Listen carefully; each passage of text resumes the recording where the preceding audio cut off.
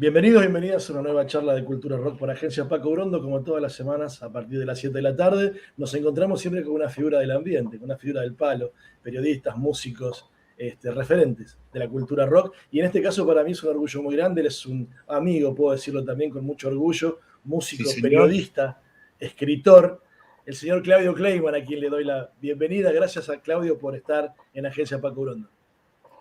Un gusto, Mariano, siempre hablar con vos y también estar dentro de la agencia Paco Urondo, que ya desde el nombre, eh, es como que, no sé cómo decirlo, como que ya desde el nombre implica una responsabilidad importante.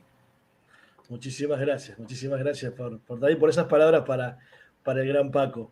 Bueno, Claudio, empecemos un poquito, ya que es la primera vez que nos encontramos nosotros, al menos por este medio, esta agencia Paco Urondo. Hemos hablado más de una vez, generosamente siempre que te convoqué, siempre has estado. Y bueno, hagamos un pequeño recorrido por tu historia, muy larga, muy rica, de cultura rock de muchas décadas, te diría ya. Y bueno, lo primero que te quiero preguntar es claramente por el Expreso Imaginario, esa criatura creada en el 76 por Pipo Lernoux, por Jorge Pistocchi. Te acercaste de la mano de Alfredo Rosso e hicieron un periodismo en tiempos bastante jodidos, la dictadura militar, de anticipación, digo yo, porque hablaban de cosas que se van a abordar mucho tiempo después, ¿no? Sí, totalmente. Fue, bueno, el momento que nos tocó, probablemente el periodo más horrendo de la historia argentina. Obviamente era una cosa que no estaba prevista, pero bueno, significó una cosa muy importante para los que la hacíamos y para los que la leían en ese momento, porque, bueno, era el único medio, ¿cómo decir? La única voz diferente que había dentro de la censura feroz impuesta por la dictadura cívico-militar.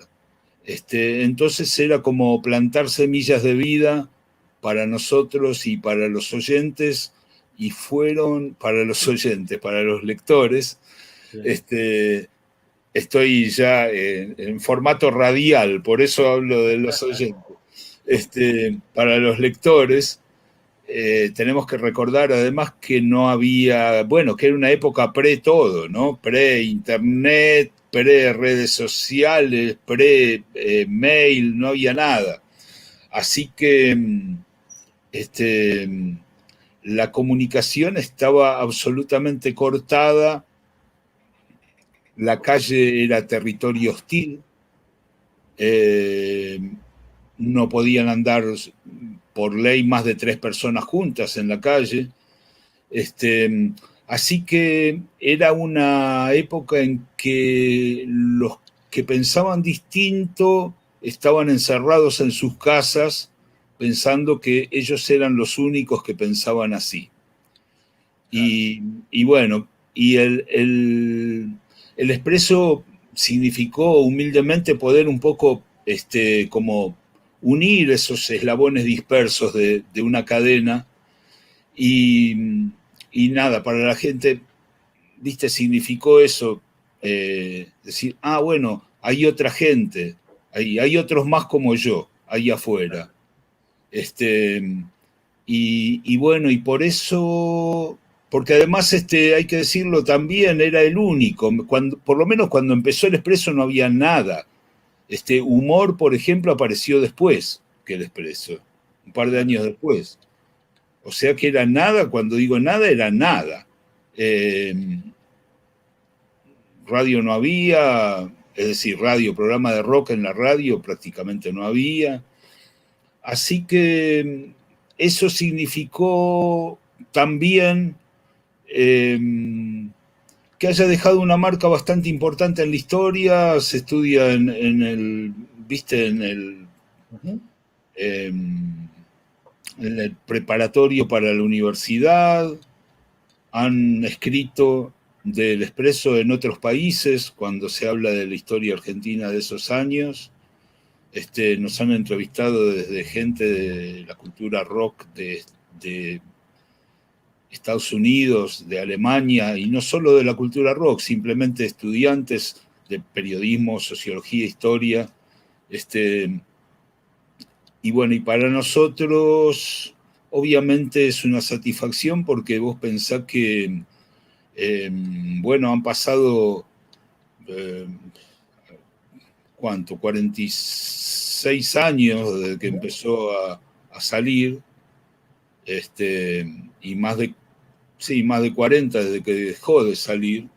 Y bueno, y todavía pasa esto, ¿viste? Pasa que difícil que pase una semana de mi vida sin que alguien me haga una mención al Expreso, como vos, por ejemplo, en esta nota, o en una charla casual, o en gente que me encuentro por la calle, o en gente que va a algún recital, o nada, de alguna manera, o en las redes, por supuesto. Así que bueno, es una satisfacción muy grande que no la preveíamos en ese momento, porque vos hacés lo mejor que podés en ese momento sin pensar, voy a dejar una marca en la historia, porque sería imposible, no suceden así las cosas. Así que, porque yo siempre digo, viste, que uno tira como unas bolas de barro a la pared y no sabe cuál de ellas va a quedar pegada, porque por lo menos en mi caso yo siempre le pongo el corazón a todas las empresas que he encarado, le pongo lo mejor de mí, ya sea, viste, revistas, programas radiales, música, grabaciones, colaboraciones con otros músicos, producciones, todas las cosas que he ido haciendo. Y en realidad, programas de radio, vos esperás lo mejor siempre, pero no sabés cuál, viste, va a ser olvidado y cuál va a quedar. Así que bueno, eso del Expreso es como una íntima satisfacción que llevamos los sobrevivientes, hay que decirlo, porque también hay mucha gente muy querida de esa época que ya no está. Total. Y bueno, eso. En un plano más concreto, esperamos este año, si Dios quiere, tener en la calle un libro que estamos preparando con Alfredo Rosso y con Pipo Lernoud, con una selección de nuestras notas en el Expreso, es decir, las notas que hemos hecho nosotros tres, con textos actuales escritos sobre esas notas, lo cual le confiere como una característica muy del presente también. Y bueno, editado por Martín Graciano, que es un periodista que todos conocemos y admiramos, y además ha sido el coautor de Estación Imposible, que es un libro junto a Sebastián Benedetti, que es un libro sobre la historia del Expreso, justamente. Claudio, en todo ese periodo que hablábamos del Expreso, ¿no? de precocidad, de inconsciencia, eras muy joven, vas a descubrir un grupo que después se hizo, creo que, de lo más grande y popular y masivo del rock argentino, que son Los Redondos. Vos fuiste de alguna manera... Que también eran inconscientes. También, ¿no? Hay un famoso artículo después, una nota que escribiste vos en una entrevista a Patricio Rey, ¿no? Que es un juego que tenías con el Indio Solari. Y también vas a conocer, por supuesto, a la otra pata, que es Sky Baileys, un amigo de toda la vida, que después te ha convidado a grabar y han grabado juntos y tienen temas juntos, ¿no? Contanos un poquito ese recuerdo de los primeros encuentros con Los Redondos. Bueno, el primero fue en el Teatro Lozano de La Plata, que es uno de los eventos que pasaron a la historia como el Lozanazo. En ese momento también, con lo mismo que te decía del Expreso, era un recital de una banda super under, desconocida, de La Plata, que era imposible, ni en tus wildest dreams, como se dice en inglés, ¿viste? Ni en tus sueños más salvajes ibas a imaginar que ese recital podía pasar a la historia de alguna manera. Claro. Pero bueno, yo quedé muy impactado por ese recital, por la música, por la puesta en escena, por las personalidades de ellos, y escribí una nota en el Expreso justamente que fue una reseña del recital, ¿no es cierto? Que fue la primera nota publicada sobre Los Redondos, por lo menos en un medio nacional, digamos, porque antes de eso habían ido a Salta y se habían publicado alguna cosita en un periódico salteño, pero fue la primera nota de la banda publicada en un medio nacional. Esa noche después nos quedamos, post teatro fuimos a algún boliche perdido en La Plata, que no me acuerdo ni cuál era, y nos quedamos bebiendo y charlando toda la noche con Paul y Sky, y con el Indio también, que yo a todos los conocí ese día, los había conocido esa noche. Y bueno, eso selló una amistad que felizmente, selló el comienzo de una amistad que felizmente dura hasta ahora. Sí, después, bueno, 2004 ya cuando los Redondos se separaron, en Sky hizo su camino también en solitario, segundo disco Talismán, aparece el tema, el Bogart Blues, ¿no? Que va Sí. cerrando un poco la placa, que es autoría de Juntos, ¿no? Vos con la letra y el flaco con la melodía, ¿no? Con la música. Sí, con la melodía y con la música, sí, tal cual. Es un tema que habíamos hecho hacía años. Es parte de una serie de temas, porque bueno, con Sky y con Poli nos juntábamos siempre, cuando ellos venían a Buenos Aires, en una época que ellos todavía estaban en La Plata, y después ya cuando vivían en Buenos Aires, nos juntábamos periódicamente y entre todas las cosas que hacíamos, que era beber, charlar, ir a ver grupos, ir a recorrer la noche porteña y descubrir gente que alguna de ellas posteriormente sería integrada al show de Los Redondos, gente que va desde Enrique Sims hasta Kiki Schwartz, un montón. Entre las cosas que hacíamos también era tocar, juntarnos en la casa y tocar, qué sé yo, y bueno, en algún momento Sky me pasó como algunas músicas que él tenía que le parecía que no entraban, viste, dentro del estilo de Los Redondos, a ver si yo le podía poner unas letras, y bueno, una de ellas fue el Bogart Blues, que tuve la enorme satisfacción de que él la grabara muchos años más tarde y que muchas veces la toca en vivo, la gente la conoce, canta la letra. Años más tarde yo también haría mi propia versión del tema en el disco mío, en Era Hora. La versión de Sky es muy pelada, es él solo con la viola acústica y voz. Yo hice una versión eléctrica con un montón de instrumentos. Así que, bueno, y hay varios temas de esa época. Hay uno que yo lo suelo tocar en vivo, que bueno, que lo voy a grabar en el próximo disco, si Dios quiere.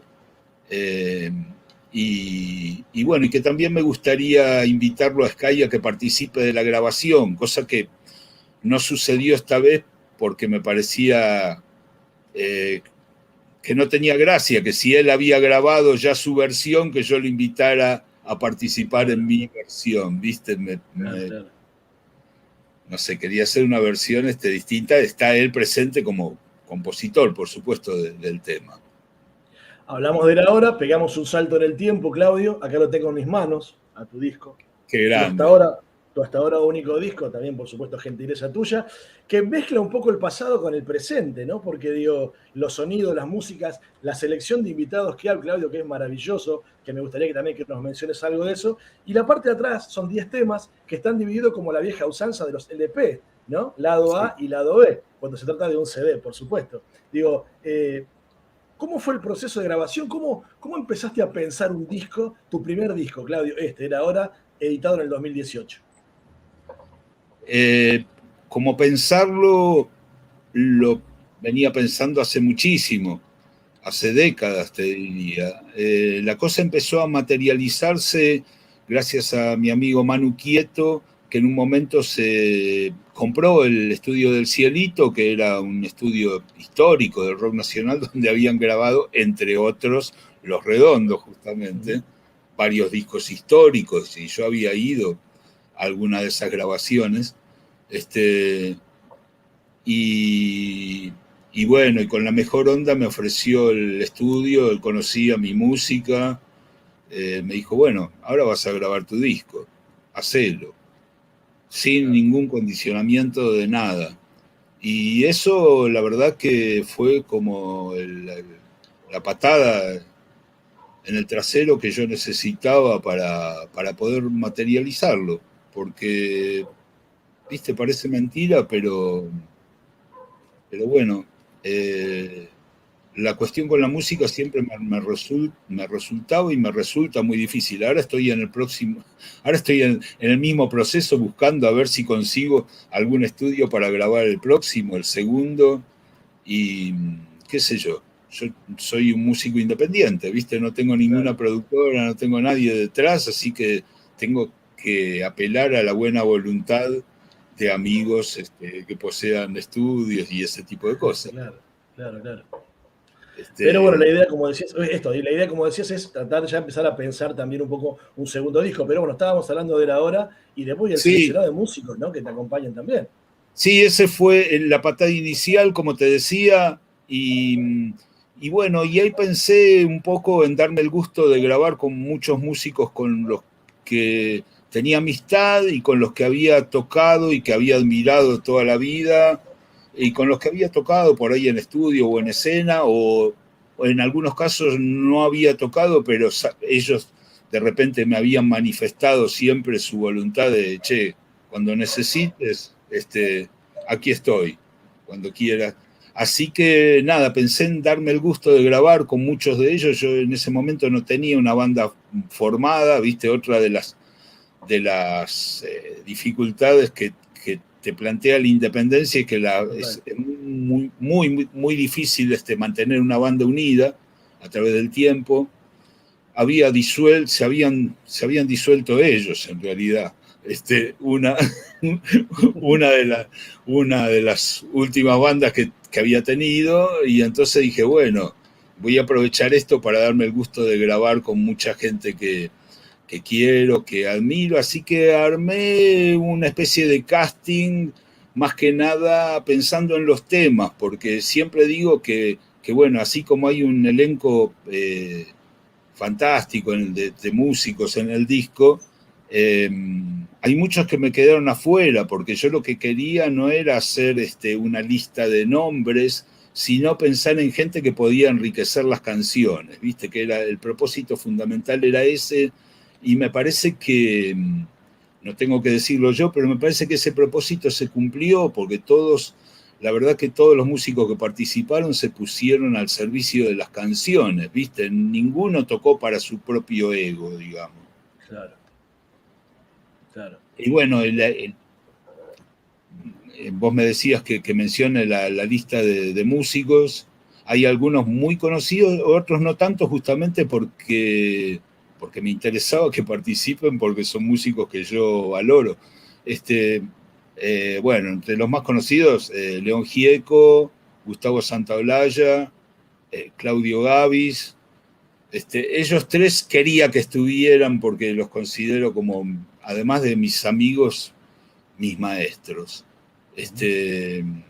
Y bueno, está el querido Rodolfo García, está Ricardo Mollo y Diego Arnedo, Ciro Fogliata, el Conejo Jolivet, está Javier Casalla, un músico que yo admiro muchísimo en violín, Jorge Seno, otro músico amigo, Pablo Adida en lap steel, otro músico que no es muy conocido, pero que es un músico fantástico. Está la base de dos bandas, justamente como yo no tenía banda, ya agarré como dos bases que estaban ya funcionando porque grabamos en vivo en el estudio, y entonces yo quería que sonara, que tuviera sonido de banda, y eso es más fácil de conseguir con una base que ya se entiende, así que grabé con la base de Los Ratones algunos temas con Roy Quiroga y otros temas con la base de la Mississippi, con Juan Carlos Tordó y Claudio Canavo. Hay un tema también con La Mancha de Rolando, al completo, con toda la banda, la formación que tenía en ese momento, La Mancha.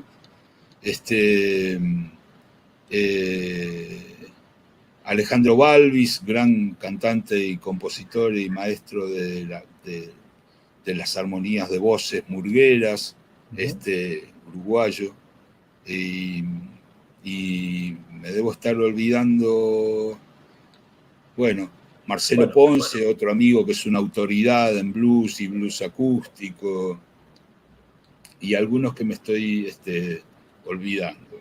Bueno, un gran muestreo, Claudio, de todos modos, de la calidad y la cantidad de artistas que han engranado, que te han acompañado, como decías vos, para vestir y para aportarle su talento también, ¿no? Y su destreza a las canciones de por sí tan lindas que tenés, porque la verdad que las canciones cuando las tocas en vivo, yo te voy a ver por suerte muy seguido, sí, son muy coreadas, la gente la disfruta mucho, la disfrutamos mucho, se van convirtiendo despacito, te diré, hasta en un clásico dentro de tu repertorio, Claudio. Sí, bueno, eso es lo que uno espera. Lo hice con la idea de que pasara eso, de que fuera un disco como los de antes, que fuera recordado a través del tiempo, incluso que tuviera un sonido como bastante atemporal, ¿viste? Porque es un sonido como bastante natural, pero sin buscar que sonara retro ni que sonara moderno. Usar instrumentos de verdad, instrumentos en muchos casos viejos, equipos viejos, para que fuera un sonido analógico, un sonido cálido, de esos que tienen los discos que a mí me gustan. Y veo que la gente lo va descubriendo de a poco. Me gustaría que fuera un poco más rápido el proceso de descubrimiento. Sí. Simplemente para que no resultara todo siempre remar, tener que remar tanto, ¿viste? Que resultara un poco más amable, si se quiere. Seguro. Claudio, y en este segundo disco, esta segunda idea que tenés de una próxima placa, ¿en qué momento estás? ¿Estás seleccionando material? ¿Empezando a grabar algo? Mira, el material lo tengo. Tengo que ver, lo que tengo que resolver es la parte operativa. ¿Viste? Concretamente el estudio técnico, de qué manera lo puedo llegar a realizar. Tengo 2 proyectos así en mente. Otro es hacer un disco de versiones donde quiero juntar algunas que han aparecido en algunos discos tributo y que son temas que a mí me gustan, como quedaron, y que, viste, pasan bastante desapercibidos, porque de repente en un disco tributo que hay muchísimos temas, qué sé yo, hay uno, por ejemplo, que está en una box set producido por Lito Nebbia que se llama Una celebración del rock argentino, que son 9 CDs. Aparte son 9 CDs con la duración explotada al máximo. Son 9 CDs de 80 minutos cada uno. La máxima de música que entra en un CD. Y ahí hay montones de cosas buenísimas, pero bueno, medio que se pierde, ¿viste? Ahí entre esa cantidad inmensa de música. Bueno, juntar algunos temas que han aparecido en discos tributo con algunos que tengo inéditos, incluso un par que tengo que terminar todavía, y sacar un disco así como de versiones. Ese es otro proyecto que me gustaría y que por ahí me permitiría ganar un poco de tiempo mientras voy haciendo el otro de temas propios. Otra de tus grandes pasiones, Claudio, además de la guitarra, la música, el periodismo escrito, es la radio, ¿no? Y hace poquito nos enteramos, felizmente, que tenés un nuevo proyecto, esta vez en AM Radio Nacional, que se llama Otra Historia, con un grupo de gente, que también viene a sumarse a tu otro gran proyecto que tenés con el gran amigo de toda la vida, con Alfredo Rosso, que es Truco Gallo, ¿no? Contanos esta idea de volver a la radio y a la M encima, ¿no? Porque digo, eso está toda una apuesta, eso de vuelta, ¿no? Digo, esa radio tan querida que en su momento fue desplazada por las FM claramente, pero de alguna manera que sigue viviendo, sigue resistiendo. ¿Cómo ha sido esa convocatoria? Y contanos algo acerca de ese proyecto nuevo. Bueno, sí, por suerte empezó hace poquito, concretamente empezó la semana pasada, ahora este sábado, es sábado a la madrugada, digamos sábado a la noche, madrugada de domingo, siempre, viste ahí que Sí, va los domingos de 2 a 3 AM, que es madrugada de sábado en realidad, claro. la noche del sábado. Siempre hay que aclararlo porque, viste, decís 2 a 3, la gente por ahí se piensa que es el domingo al mediodía, y no, es en la noche del sábado. Se llama Otra Historia. Me junté con un periodista e investigador muy joven, pero muy respetado, muy serio en lo suyo. Es un verdadero estudioso de la música, no solo del rock, sino de distintas músicas, del jazz argentino, del country, en fin. Para el próximo programa tiene un bloque de música hawaiana, por ejemplo, hecha en Argentina en los años 50. Bueno, con también otra investigadora muy interesante, Valeria Pertoft, y Mauro Feola en la producción, para hacer un programa que me parece que, bueno, el título lo define bastante, es Otra Historia, es un poco como un programa de revisionismo musical, descubriendo joyas perdidas y poco conocidas de la música de Iberoamérica, te diría, es decir, Latinoamérica, y también incluir España por una cuestión de idioma. Desde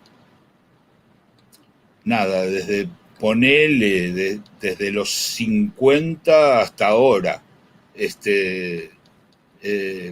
La verdad que nada, es un proyecto apasionante, me parece muy original. Me parece que es una música que no vas a escuchar en ningún lado, en ningún otro lado. Y en ese sentido me pone muy contento. Yo quería estar en AM, ¿viste? Es una experiencia nueva para mí y me parece que nada, como que eso te da un alcance.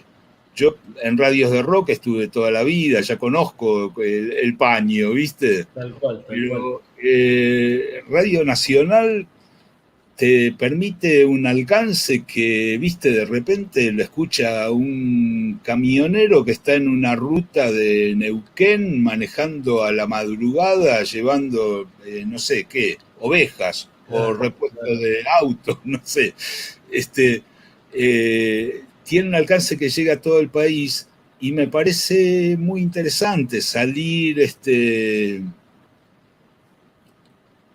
ir a un público.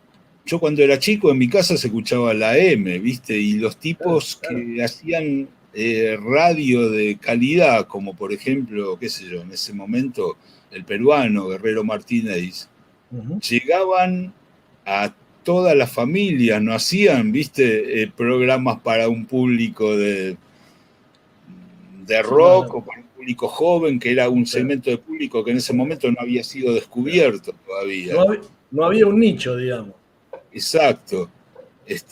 Pero ese tipo, por ejemplo, y otros, probaron que podía llegar a un público masivo con una programación de calidad y con una personalidad espectacular, aparte haciendo cosas totalmente fuera del molde, ¿no? Porque de repente el peruano se copaba con un disco, salía un disco y te lo pasaba completo en la radio. O sea, vamos a escuchar este long play, lado A, lo Sí, daba sí. vuelta. Bueno, ahora viene el lado B.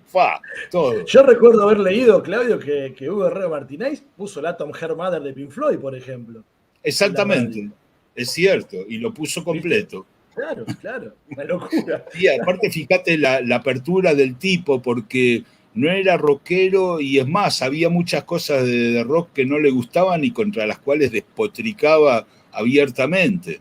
Y sin Claro, embargo escuchó eso y dijo, no, esto es increíble, me saco el sombrero, lo paso entero. claro, claro. Este, Nada, así que pensando un poco en eso, yo cuando fuimos a hablar con el director, a quien le agradezco desde ya este nuevo espacio en la radio pública, vos sabés que yo estuve 10 años haciendo un programa en la FM rockera de Nacional, que fue cambiando Ujú. de nombre, primero era Supernova, después fue Faro, después fue Nacional Rock. Y nada, cuando fuimos a hablar con Alejandro Ponlecica, eh, él, viste, primero pensó en la rock, por supuesto que sería como lo más fácil, y después pensó también en la clásica, viste que tiene como algún espacio de jazz y qué sé yo, Ujú. y yo decía, mirá, a mí me gustaría la M. Así que bueno, ahora finalmente estoy en la M. Estamos en la M. Qué bueno, qué bueno. Bueno, tío, siempre tenerte. Bueno, yo te recuerdo, siempre lo hemos hablado más de una vez, de esas maravillosas noches en Rock and Pop, justamente la radio, tal vez señera del rock Sí, argentino. Nada, Piso 93 con el Rafa Hernández, ese grupo de gente alucinante. Nada, digo, que vuelvas otra vez a reencontrarte con la radio a gran escala también está buenísimo, ¿no? Y pensándolo también en sí, esto que sí, decías, por favor. Claudio, que te escuche un camionero en la ruta, digo, ¿no? Ponerte a pensar en ese oyente al que vas dirigido, ¿no? Sí, sí, totalmente. Y sé que la gente se va a alucinar. Pienso Claro. que la gente se va a alucinar, porque ese tipo de repente, viste, escucha unos peruanos como van a salir este domingo, que hacían un rock furioso, que ahora en la actualidad se dice que fueron los que inventaron el punk. Bueno, en Los ese Saicos. momento, Los este, Saicos, ¿no? sí, los Los Saicos, Saicos. sí. Claro. Este, no, en ese momento la palabra punk no existía, podríamos decir que era proto-punk o rock de garage. Que ese Claro. tipo que está viste, en la punta del país, en Salta o en Santa Cruz, en donde sea, de repente escuche eso y diga, bueno, pero ¿cómo? ¿Qué pasó acá? Porque Claro.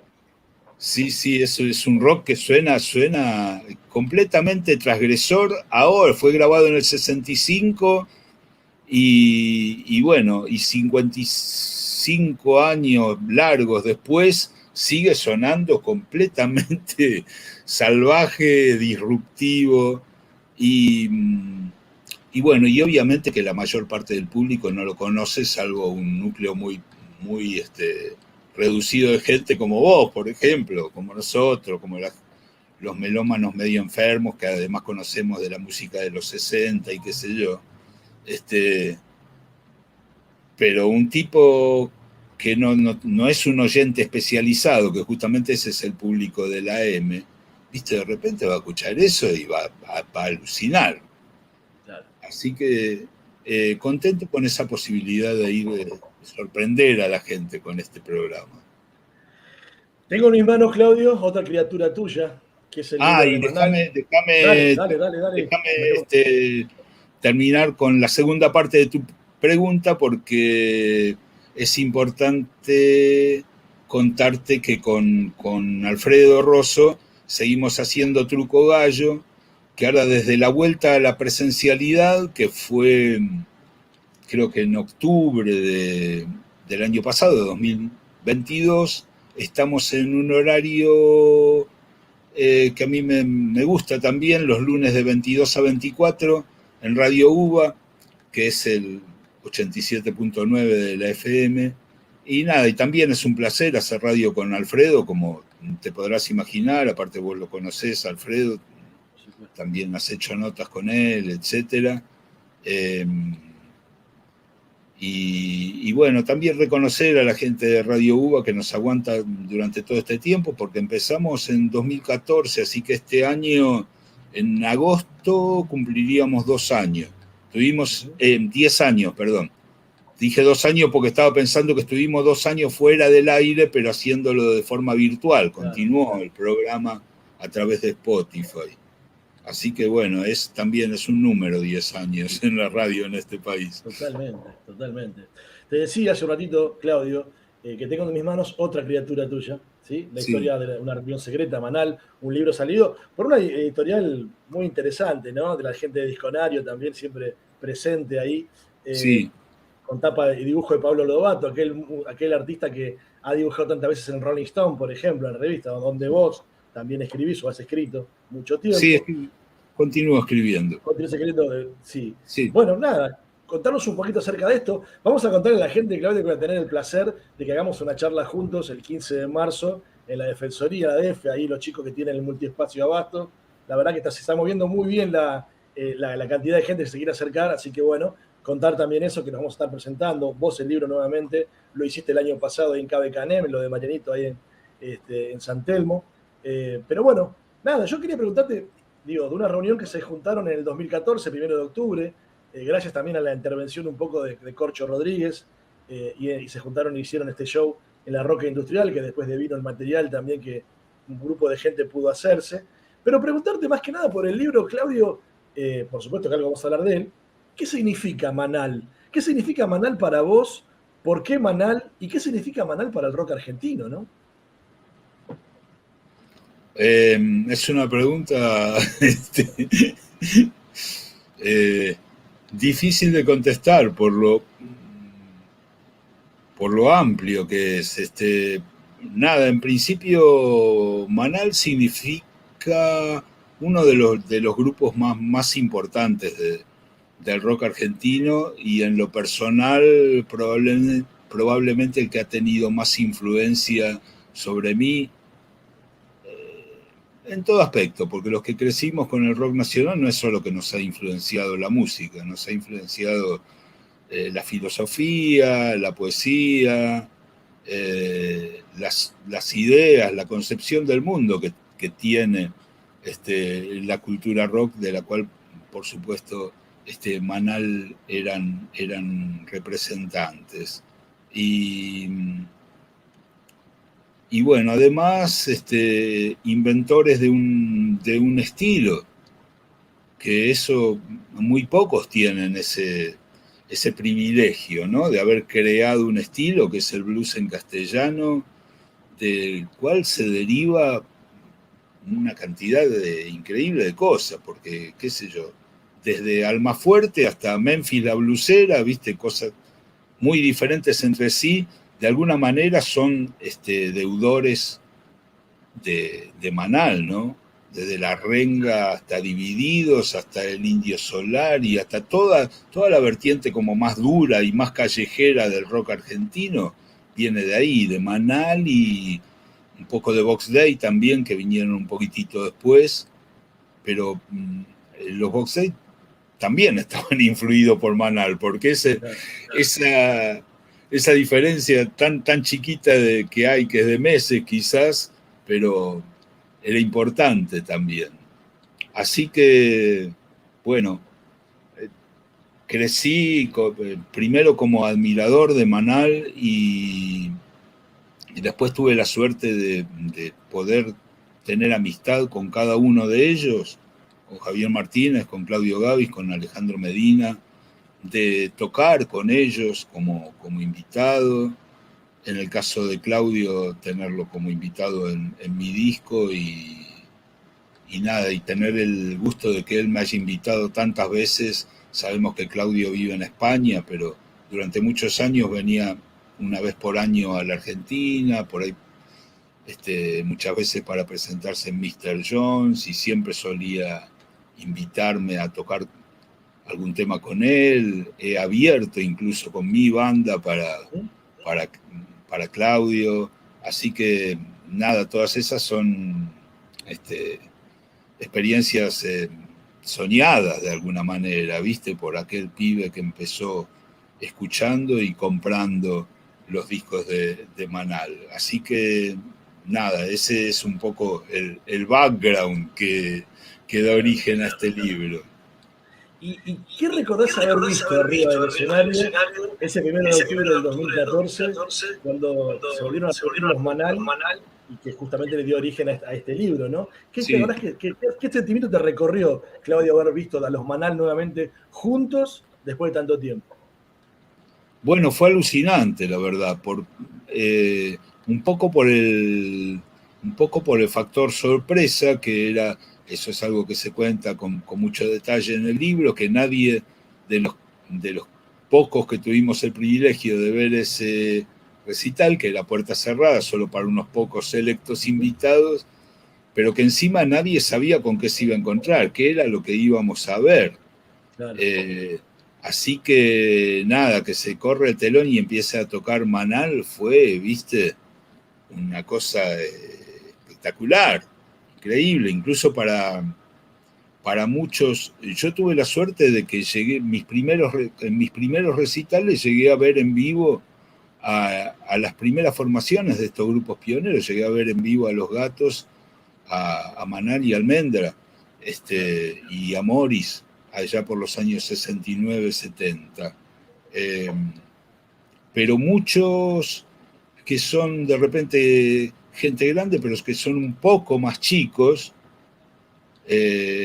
nunca habían visto a Manal, tipos que habían crecido con ellos, pero que nunca los habían visto en vivo, no sé, un Claudio Marcielo, por ponerte un ejemplo. Claro. Y nada, y vos lo veías con los ojos abiertos como pibes, ¿viste? Y porque nunca se esperaban, hasta a esa altura del partido, nunca se esperaban poder tener la oportunidad de ver al Manal original tocando en vivo. Y concretamente, ya superada la sorpresa y cuando empezó a sonar, era alucinante realmente cómo sonaron. Es un recital que cualquiera lo puede escuchar. Curiosamente, la grabación de eso desapareció de las plataformas, pero el recital todavía se puede ver completo en YouTube. En YouTube todavía está Manal en Red House y se puede apreciar. Y yo te digo que ya con el proceso de hacer este libro y de editarlo y qué sé yo, cuando volví a escuchar el material y a ver el recital ese, te digo que me impactó más que en su momento. O sea, me impactó más ahora en el 2022 que cuando lo vi en vivo en el 2014, porque digo, ¡pah, negro! O sea, lo valorás más todavía. Cómo sonaron, lo que son estos temas, es impresionante. Bueno, pero es lo que también pasa con las grandes cosas, tal vez, ¿no, Claudio? Que envejecen bien pasan bien el paso del tiempo, ¿no? Digo, me parece que también hay algo de eso, en ellos tres por lo menos, ¿no? Sí, ni hablar, claro, se han convertido. O sea, como yo siempre digo, ninguno de ellos puso un mercadito, ¿viste? Son músicos que han seguido tocando toda la vida y bueno, han pasado 50 años desde aquel primer Manal hasta ahora, y todos ellos tocan con una experiencia y con una autoridad y con un feeling, ¿viste? Que de repente es distinto al Manal original, por suerte, porque nada permanece estático. Claro. Pero, viste, había como una intención, esto también se desarrolla en el libro, de recrear fundamentalmente el primer repertorio de Manal, el repertorio de los primeros singles y el primer long play, el primer álbum. Y estaba la intención también, sobre todo de parte de Corcho, que les pidió que recrearan los arreglos originales. Es decir, que ellos se tuvieron que poner a sacar sus propios temas, porque, bueno, cada uno de ellos ha seguido haciendo el repertorio de Manal, pero son tipos que tienen un poco como una impronta jazzística. Ninguno se va a poner a escuchar el disco, a ver qué es lo que hicieron en ese momento. cada uno lo toca como lo va sintiendo en su presente, y entonces estaban olvidadas, se habían olvidado de cómo eran los temas originalmente. Entonces cuando los volvieron a escuchar en ese momento, para volverlos a sacar, se alucinaban, ¿viste? Ellos mismos decían, ¿pero qué hicimos acá? Y lo que te quería decir, que aun cuando se han recreado con bastante fidelidad los arreglos originales, los temas no suenan parecido a las versiones originales, porque está como toda esa experiencia añadida, todo ese peso, toda esa energía que es distinta a la energía que tenés, viste, a los 60 que a los 20, tan valiosa una como la otra. Pero que eso le da como un carácter completamente diferente, aun cuando están respetando las versiones originales. Claudio, agradeciéndote mucho por este rato con Agencia Paco Brondo. Te voy a hacer la última, te voy a sacar un poquito de Manal de vuelta y te voy a llevar a una noticia que inundó las redes sociales hace apenas unos días, que es la retirada definitiva ya del Indio Solari de los escenarios, ¿no? Alguien que vos conocés mucho, conocés bien, hablamos al comienzo de la nota de los comienzos, alguien que ha llegado a una magnitud inimaginable, ¿no? Lo que se ha convertido en la persona del Indio, que tal vez muchos esperábamos ya por su enfermedad que la hizo pública alguna vez. Se cierra toda una etapa también dentro del rock argentino. ¿Qué nos podés decir como reflexión final acerca de esto, ¿no? De justamente el Indio Solari ya alejado de los escenarios? Y uno como amigo y como admirador no puede dejar de sentirlo, ¿viste? Yo ya cuando se separaron los Redondos, que era un grupo que seguía a lo largo de 20 y pico de años, fue un poco como un quiebre en mi vida, ¿viste? Lo sentí como que se terminaba una época, porque francamente por la relación que yo tenía, los seguí siempre, o sea, desde esos supuchos como el primer recital en Capital, que fue en el Centro de Artes y Música, ahí en Cerrito 228, un lugar donde no entran más de 200 personas, hasta River, Huracán, la etapa de los grandes estadios, ¿no es cierto? Y siempre estando cerca de ellos desde una cosa personal y de amistad, viste, estando cerca de la cocina, de los discos, de cómo se hacían, no en el estudio porque ese era como un santuario inexpugnable donde solo estaban ellos, ¿no? Pero sí escuchando, viste, escuchando charlas y escuchando demos y, viste, que ellos como que me iban contando siempre. Así que ya eso significó un golpe realmente para mí. Y por suerte, en el tiempo que pasó desde entonces hasta ahora, ambos han hecho una producción alucinante. Que realmente eso nada, como que cimenta la cuestión la cuestión que ellos inauguraron con Los Redondos. Vos lo seguís viendo en la obra solista de ambos y decís, bueno, no es una casualidad. Acá había dos talentos increíbles que, además de la banda, por supuesto, ¿no? Era todo como son todas las bandas, era una conjunción. Pero bueno, la cuestión es que tanto el Indio como Sky han desarrollado una obra con una discografía bastante abundante, por suerte, que realmente es algo que queda, ¿no? La obra es lo que queda para disfrutar nosotros y las generaciones futuras, ¿no? Así que, de última, el paso del tiempo es inevitable, no lo podemos detener, eso ya lo sabemos, pero nos queda como esa alegría de poder haberlos disfrutado durante tantos años y que hayan producido tanto. De todas maneras, te digo que yo creo que hay futuro, porque bueno, el indio está en su casa, pero está hiperactivo, el tipo. Totalmente, sí. Viene produciendo, o sea que la despedida de los escenarios no es la despedida de la música. Viene produciendo una cantidad, es más, ha subido como 5 temas inéditos en los últimos tiempos, todos buenísimos.